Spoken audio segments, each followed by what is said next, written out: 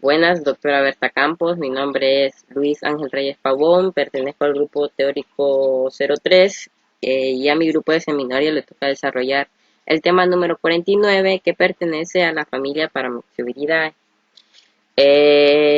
Como introducción tenemos que la familia Paramyxoviridae incluye virus de mucha importancia, como el virus de la parainfluencia y parotiditis, el virus del sarampión, el virus sincitial respiratorio y el metaneumovirus, que ahí no está mencionado en las diapositivas, pero también pertenece. Este fue descubierto un poco después que las afecciones mencionadas anteriormente, pero también figura dentro de la familia Paramyxoviridae.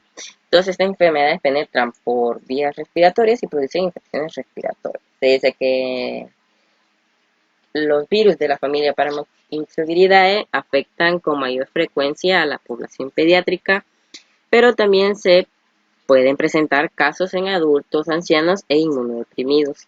Los paramyxovirus pueden provocar infecciones localizadas exclusivamente en el tracto respiratorio, pero también se puede diseminar a otros órganos. Como introducción también vamos a decir que dentro de este seminario solo vamos a hablar de dos enfermedades,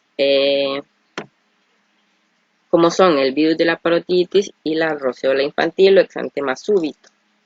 Yo voy a empezar hablando sobre el virus de la parotiditis, algunos cuantos apartados de este virus, y más adelante mis compañeros van a terminar de abarcar el tema y terminar con la roceola infantil. Como primer apartado tenemos la descripción del agente, que pues la parotiditis es obviamente causada por el virus de la parotiditis. Se dice que este virus pertenece a la familia Paramyxoviridae, a la subfamilia Paramyxoviridae y al género Rubulavirus. Se dice que este es un virus ARN, de 150 a 200 nanómetros de diámetro, de una simetría helicoidal. El helicoidal, según leí, es como con forma de hélice, ¿no? Helicoidal con manto. Su genoma es una hebra de polaridad negativa y conforma una nucleocápside, La nucleocápside es esta que se señala ahí dentro de la imagen, con otras proteínas.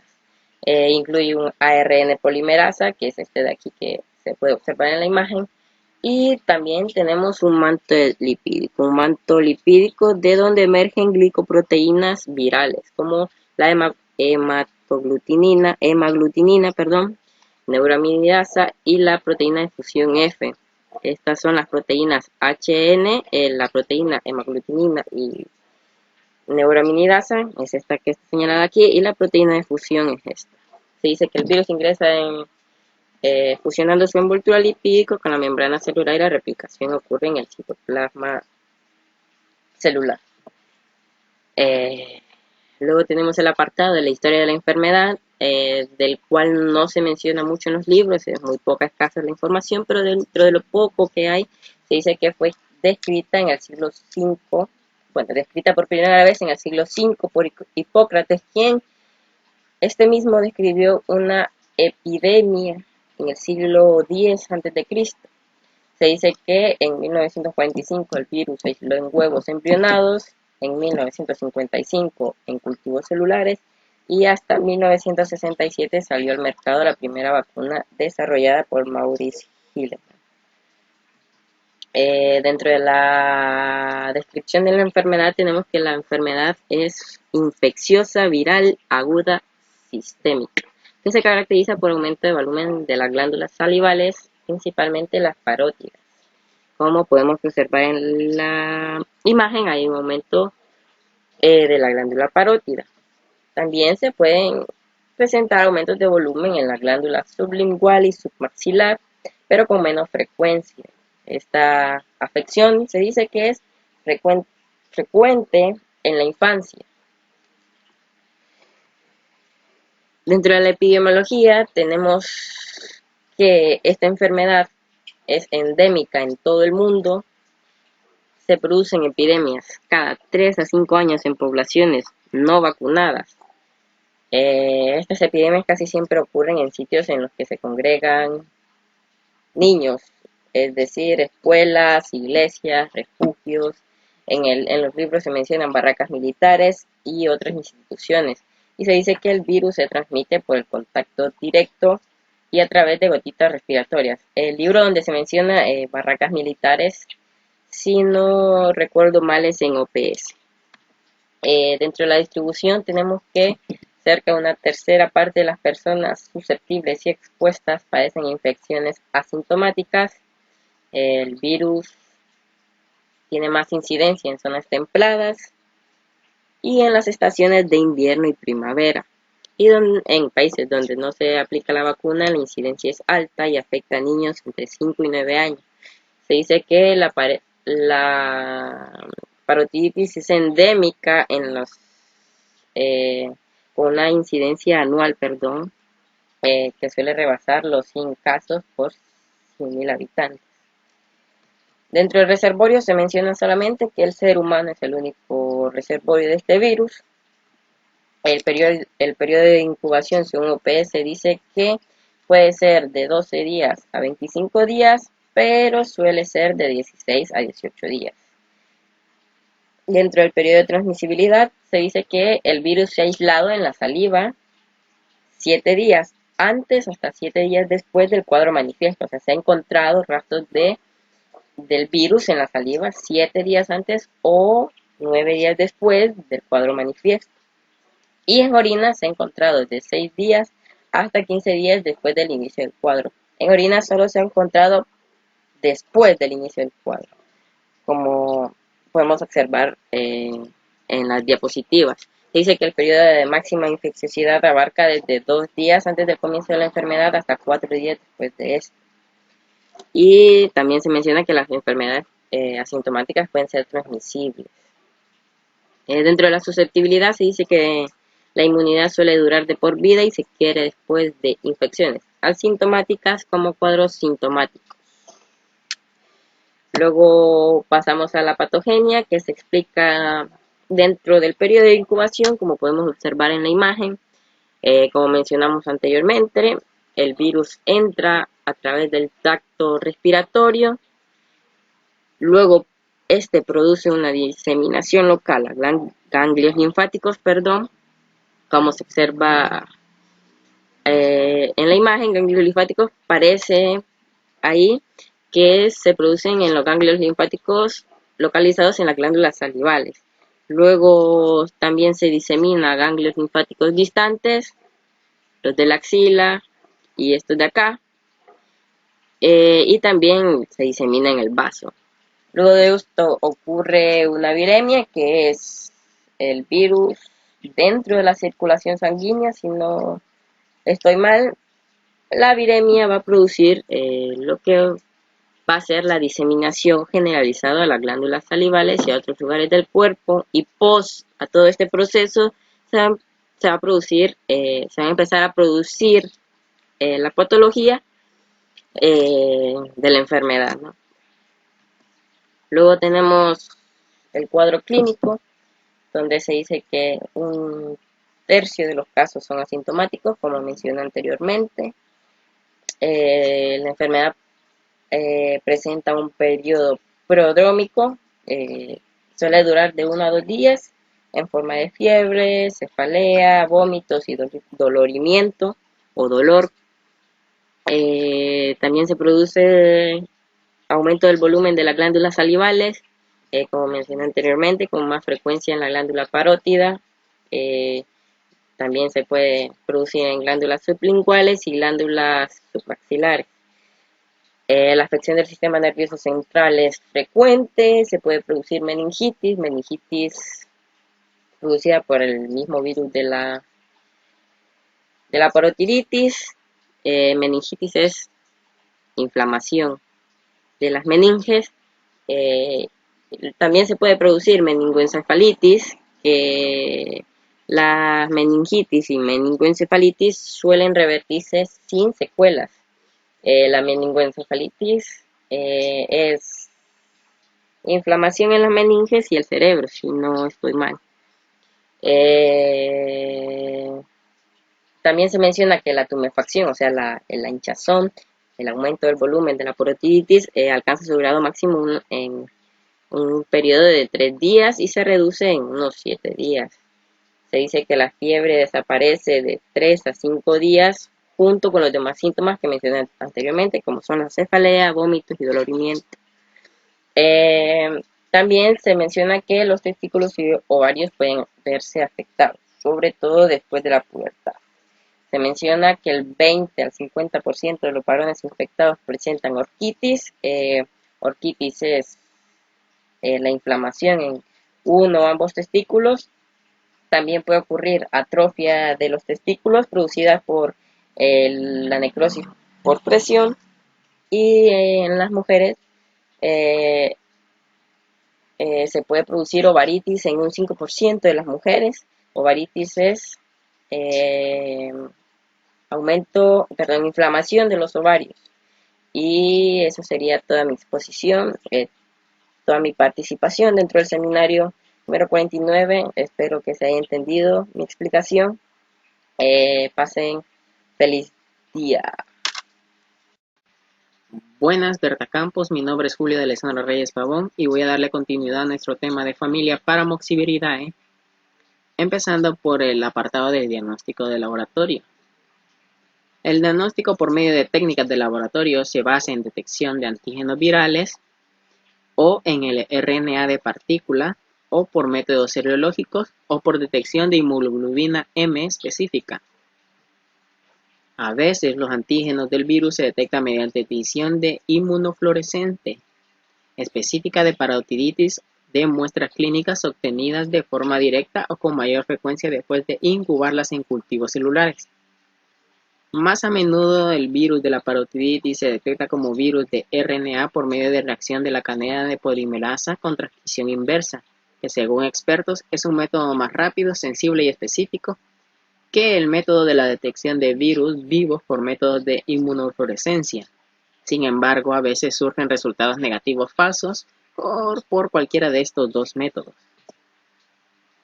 El diagnóstico serológico de la parotiditis, por ejemplo, la respuesta de inmunoglobulina M positiva o un incremento significativo en el título de inmunoglobulina G en pares de sueros de fases agudas y de covalescencia, se logra de forma corriente por medio de enzimoanálisis de absorción. Ahora pasamos al siguiente apartado, que es el diagnóstico diferencial. Entonces, durante un brote de parotiditis, el diagnóstico es sencillo en pacientes con inflamación parotidea y antecedentes de exposición recientes. Sin embargo, cuando la incidencia de la enfermedad es baja, deben considerarse otras causas de inflamación parotidea y se requieren pruebas de laboratorio para confirmar esta parotiditis. En dos estudios recientes, 13 a 15% de los pacientes con sospecha de parotiditis resultaron ser negativos para el virus de parotiditis por reacción en cadena de la polimerasa y tuvo un resultado positivo para el virus de la gripe A. Las causas de infecciones de parotiditis incluyen otros virus, como por ejemplo el VIH, el virus de parainfluencia tipo 3, virus de gripe A, adenovirus, parvovirus B19, virus de coriomeningitis linfocítica, virus herpes humano 6, algunas bacterias gram positivas, micobacterias atípicas y especies de Bartonella. La inflamación parotidea también puede aparecer en presencia de sarcoidosis, síndrome de Grongren, síndrome de Mikulicz, síndrome de Parinaud, uremia y diabetes mellitus. Y la parotiditis unilateral puede ser resultado de la obstrucción ductal, quistes, tumores. La torsión testicular puede generar una masa escrotal dolorosa parecida a la orquitis por parotiditis. Otros virus, como por ejemplo el enterovirus, pueden causar meningitis aséptica indistinguible en el examen clínico de la secundaria al virus de la parotiditis.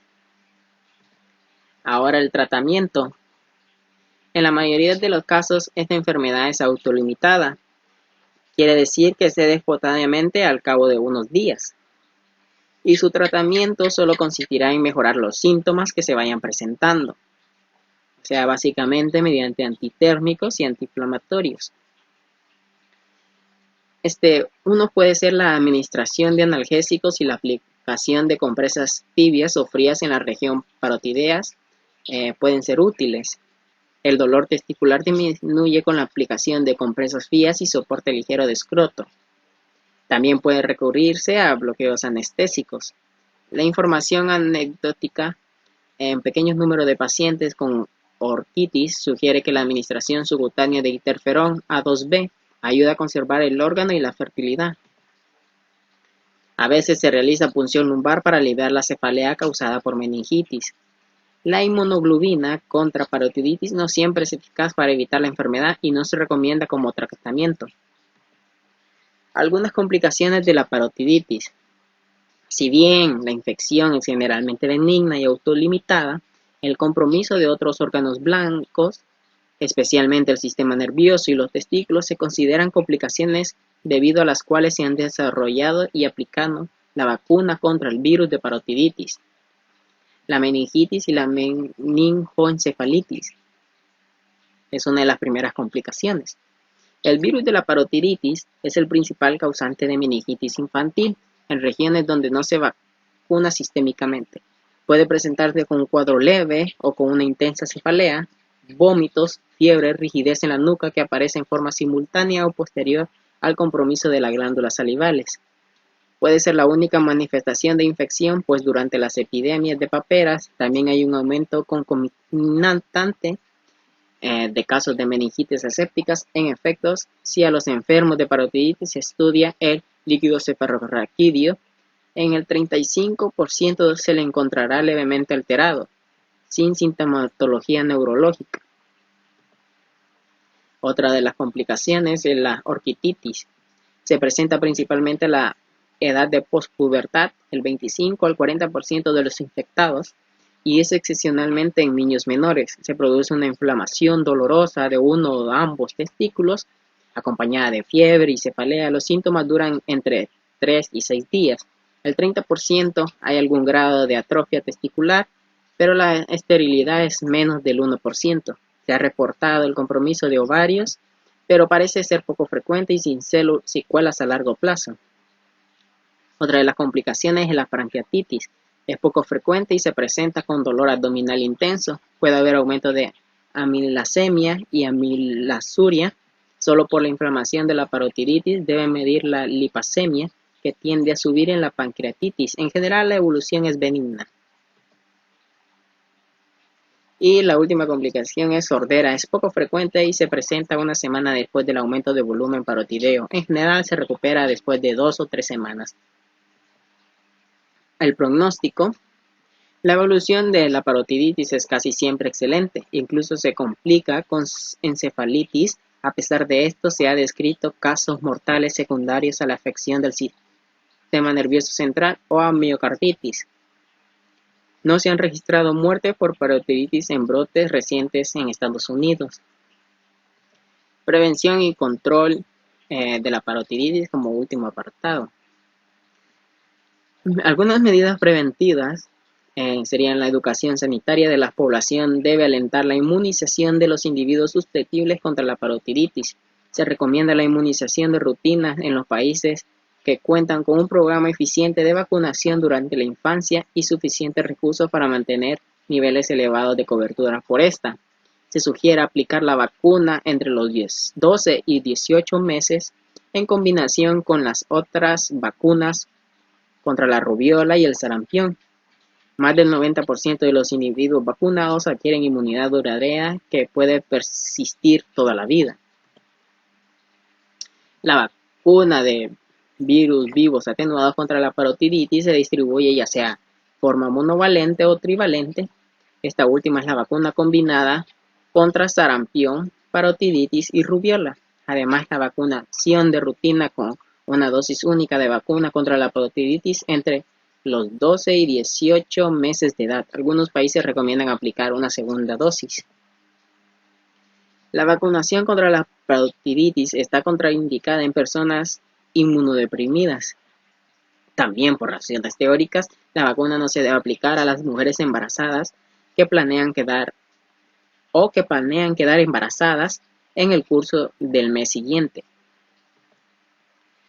Ahora vamos con la otra enfermedad, que es la rubiola infantil causada por el herpes virus humano 6 tipo A y el herpes virus humano 6 tipo B. Descripción del agente. La causa más común de exantema súbito es el herpes virus humano 6, que pertenece a la familia de Herpes viridae, subfamilia de herpes virus beta y género Rociolovirus. El herpes virus humano 6 puede dividirse en subtipos: el herpes virus humano 6 tipo A y el herpes virus humano 6 tipo B, por medio de técnicas monoclonales. Ahora se sabe que en gran parte de las infecciones por el herpes virus humano 6 en los seres humanos son causadas por el herpes virus humano 6 tipo B. También se presentan casos de exantema súbito causado por el herpes virus humano 7.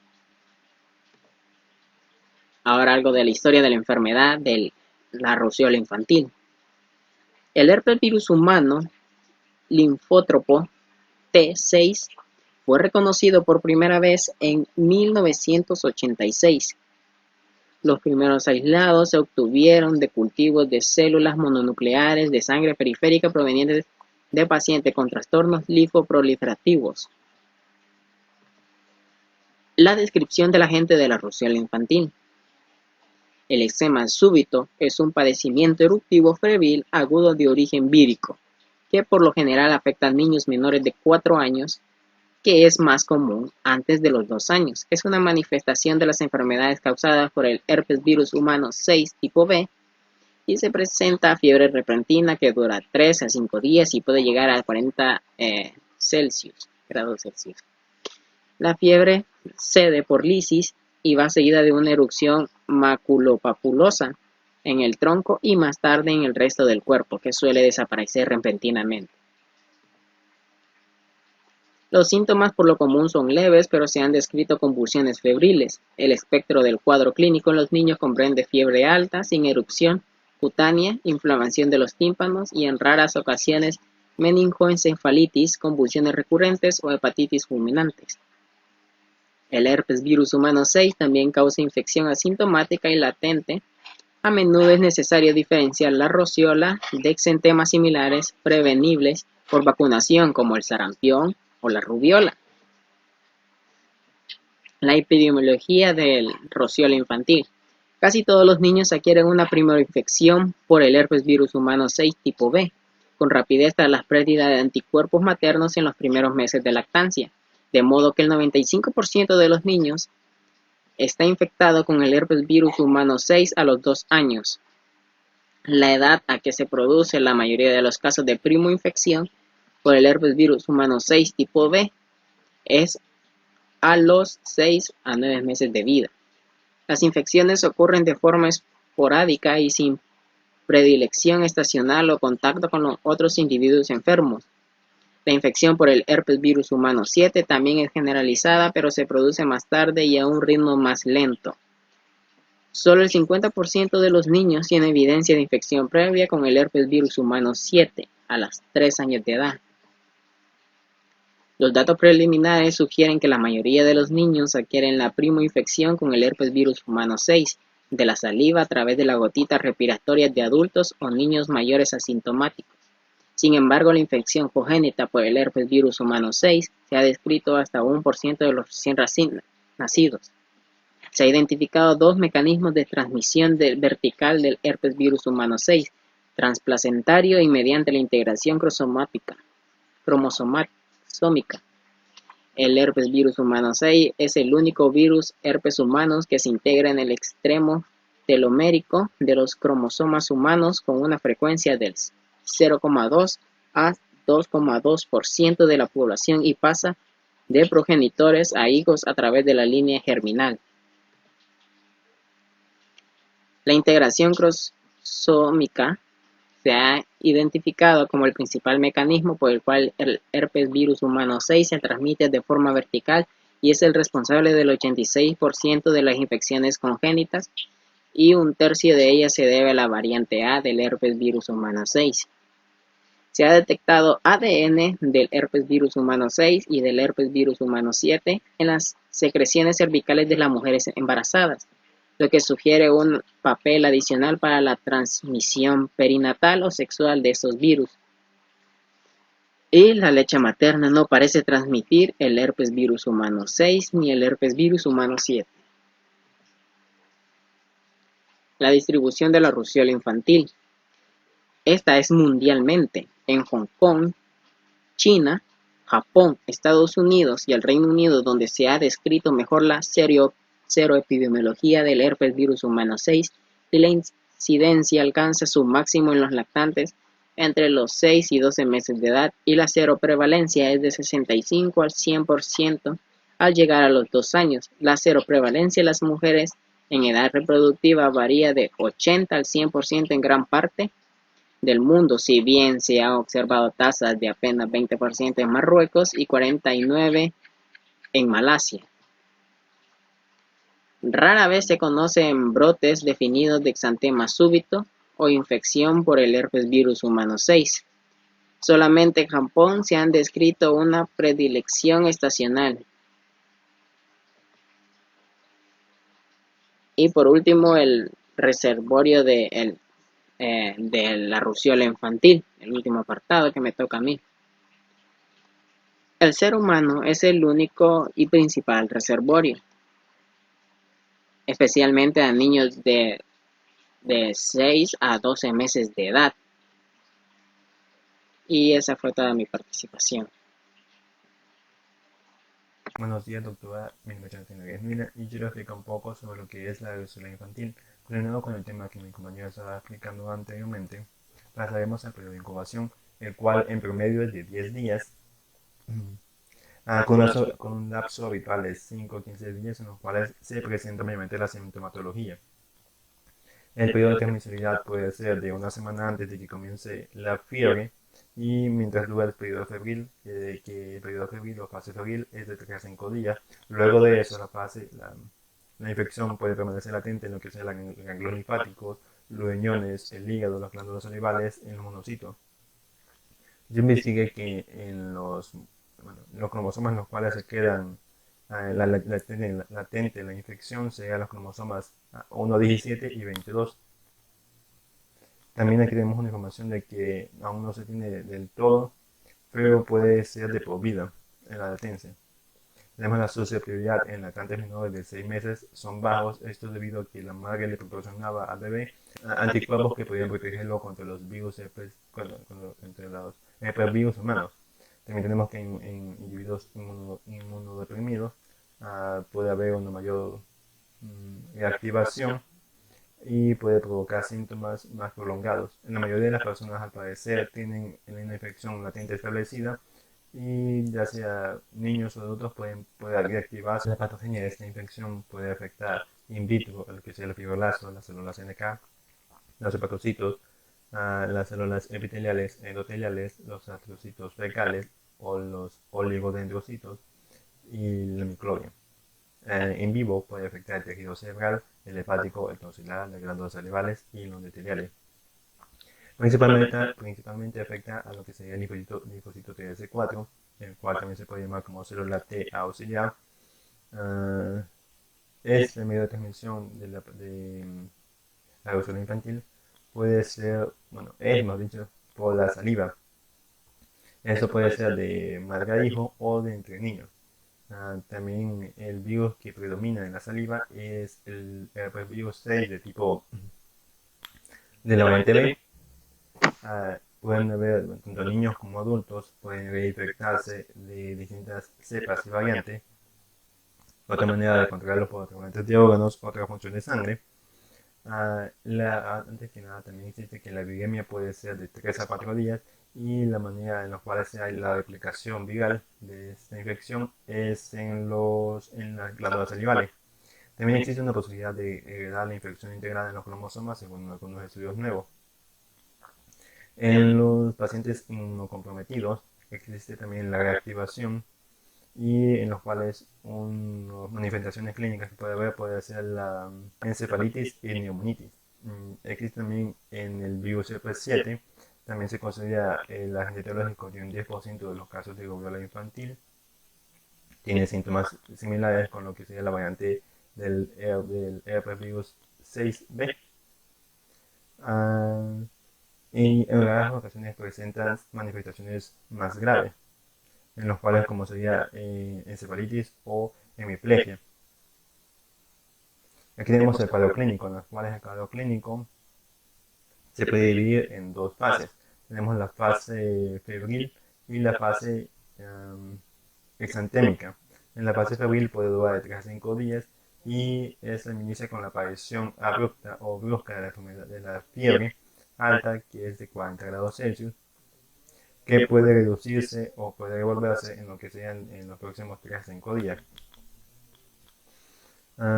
Un dato, bueno, luego sería, en estos tenemos la irritabilidad, inflamación timpánica, rinorrea, congestión, molestias gastrointestinales y encefalopatía. Perdón. Luego también tenemos que puede haber vómito, diarrea, puede haber un edema palpebral y luego pasamos a lo que sería, no, aquí también sería la presencia de úlceras en la unión uvopatologlosa en recién nacidos con urceola, pero también se puede hacer como manchas de Nagayama, perdón, que podemos observar acá. También tenemos luego la fase exantémica, en las cuales hay una disminución repentina de la fiebre, pero también va apareciendo el exantema. Y también tenemos aquí el exantema de fotos, en los cuales siempre inicia desde el tronco hacia la cara y hacia las extremidades. El exantema maculopapular irregular de color rojo o rosa, y esa no palidece la presión. También podemos decir que no es pruriginosa. Esto es un dato curioso y para el diagnóstico diferencial, ya que debido a que no es pruriginoso se puede diferenciar con las reacciones adversas a medicamentos, que también puede ser. La prima infección del virus CP6 de variante B es de 6 días y el 15% de los niños presenta fiebre durante 6 días o más. Luego vamos con el diagnóstico laboratorio, el cual en cierta forma, en su mayoría es solo clínica, en la cual se hace una exploración del cuerpo pequeño en busca del exantema súbito. Pero en caso de que, digamos, mayor más formación, se puede hacer un conteo de leucocitos o un conteo de glóbulos blancos, en los cuales en la primoinfección por la variante B del virus CP6 puede haber un recuento más bajo de lo que sean los leucocitos, linfocitos y neutrófilos. También otros exámenes que pueden realizar son el análisis de la LCR en pacientes con encefalitis atribuida al virus CP6, pero también puede haber un diagnóstico serológico. Ese es un método de elección durante las primoinfecciones y se emplean técnicas como inmunofluorescencia indirecta, IFI, y en menor proporción tenemos la enzimo inmunzayo, que es la EIA. Luego tenemos el diagnóstico diferencial, el cual es, podemos empezar con la rubiola, el cual la gente sería el urovirus. En la sintomatología sería dolor faríngeo, altralgias y molestias gastrointestinales. También puede haber presencia de fiebre alta, de 38.9 grados Celsius. También hay exantemas maculopapuloso y pontiforme difuso. Le vamos con el sarampión, que su agente sería el paramyxovirus, el cual tiene sintomatología de que sería tos, coriza y conjuntivitis con fiebre alta y coincidiendo con el desarrollo del exantema. Puede presentar también erupciones maculopapular, eritematosa generalizada. Leemos con la escarlatina, que tiene fiebre, faringoamigdalitis, exantema y descamación. Aquí también tenemos, anteriormente mencioné algo con respecto a no pruriginosa, con respecto a las reacciones alérgicas a medicamentos, aquí es donde se puede diferenciar. También tenemos a la glossiola, que puede confundirse también con infecciones por enterovirus. En el caso de tratamiento, se recomienda tener una hidratación adecuada y que se empleen antipiréticos en caso de que la fiebre no disminuya. Esto es debido a que hay que estar pendiente de la fiebre porque eso puede conducir o puede conllevar a una complicación más grave como sería convulsiones febriles. Otro medicamento que podemos aceptar también sería el ganciclovir, el cual a dosis de 5 microgramos por kilogramo por 12 horas de 14 a 21 días, pero tenemos que estar pendientes sobre esto ya que la inmunosupresión es el principal efecto citotóxico de la ganciclovir que puede limitar su dosis. También tenemos aquí como efecto secundario puede ser la neutropenia o la trombocitopenia.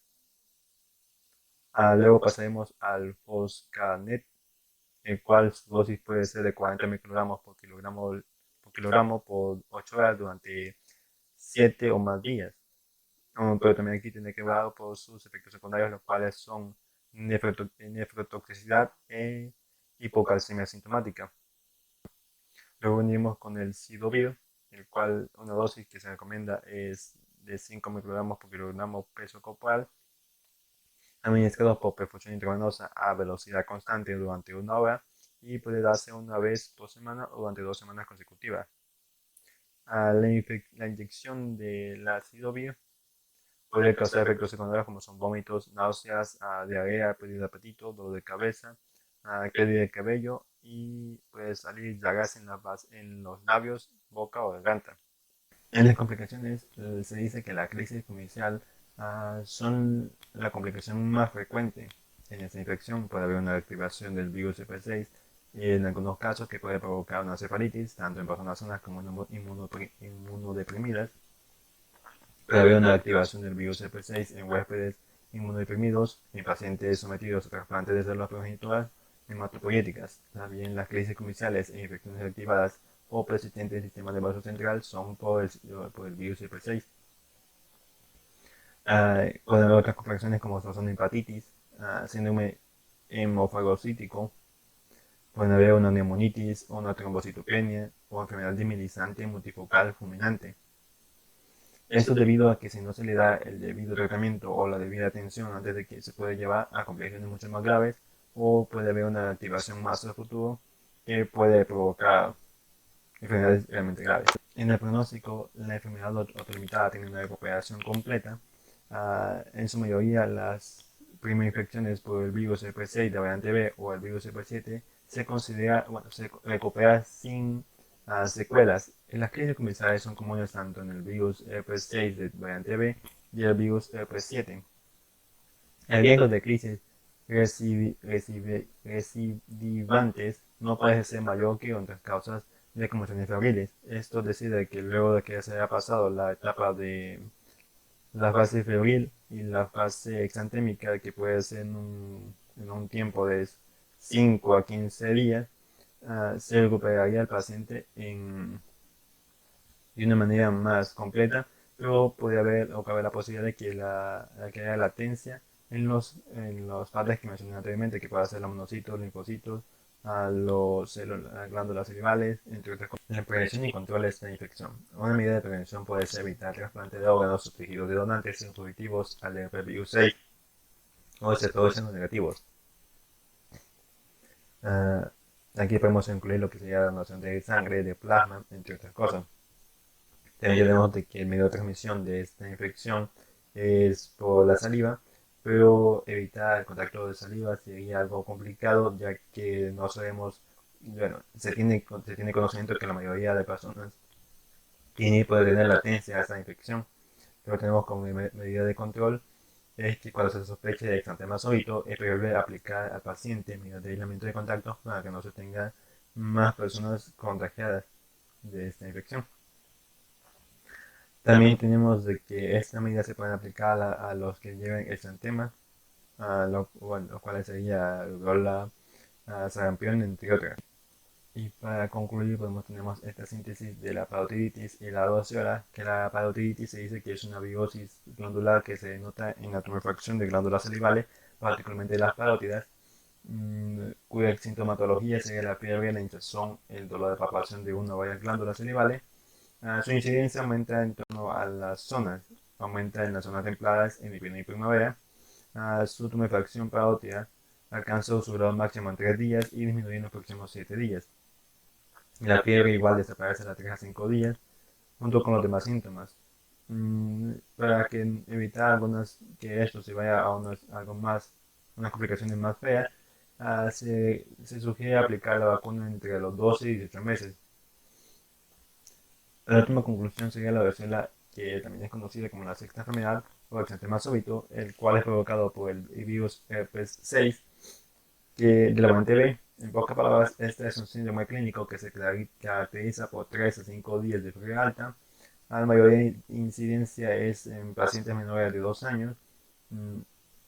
La mayoría a veces se confunde con lo que sea la rubiola, el sarampión, la parainfluencia, e incluso alergias a medicamentos.